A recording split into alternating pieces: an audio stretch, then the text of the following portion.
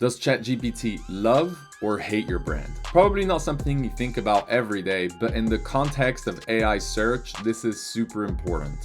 You see, back in the day when everyone used Google for finding information online or finding websites, they would type a keyword, get a list of results, click on a link, and then they would go to your website and you would be able to control the narrative and how you present yourself and the information and whatnot. AI search doesn't just list brands, it describes them. And it could describe your brand in either a positive, neutral, or negative way. This means that you have less control over the perception of your website or brand before a user is able to discover you on your website. And this could have dramatic consequences for your brand.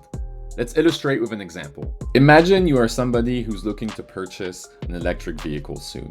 You go to ChatGPT and you type, "Is Tesla a good electric car?" And this is the response you get. Tesla cars are innovative, high-performing electric vehicles known for their sleek design, cutting-edge technology, and zero-emissions driving. With impressive acceleration, long-range capabilities, and advanced features like autopilot, Tesla offers a futuristic and eco-friendly driving experience.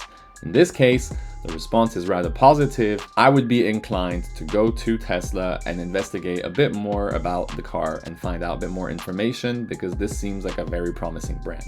Now imagine I type the same prompt in ChatGPT and I get this response. Tesla cars offer impressive electric performance and innovative features, but they can be pricey and sometimes inconsistent in building quality.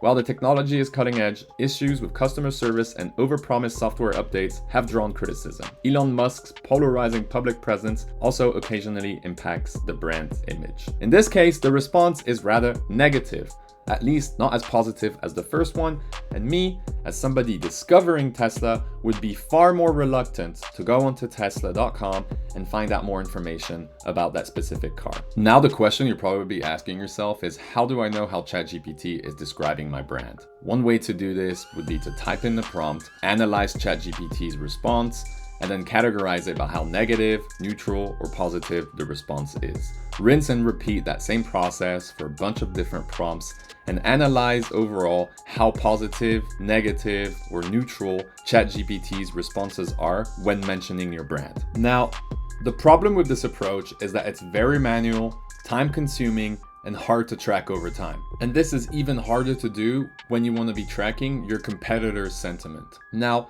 what if I told you there's a way to automate this entire process with Keyword.com's AI visibility rank tracker? Let me show it to you.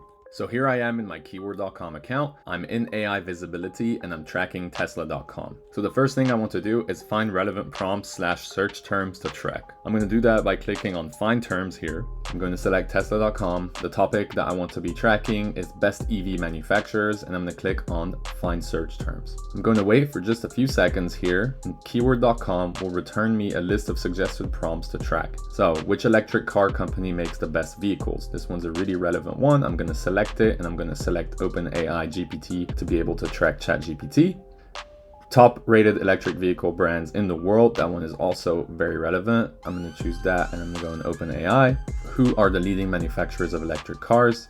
Same thing. I want to choose that one. I'm going to go with ChatGPT.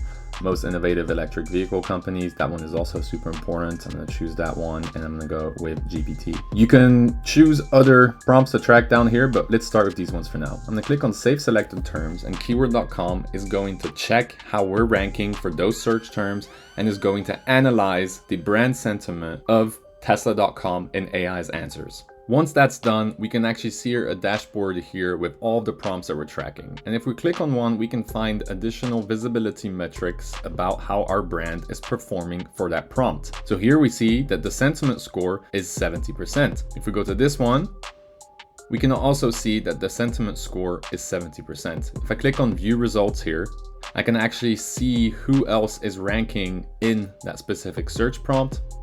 I can have some additional metrics about the brands that are appearing, their sentiment score.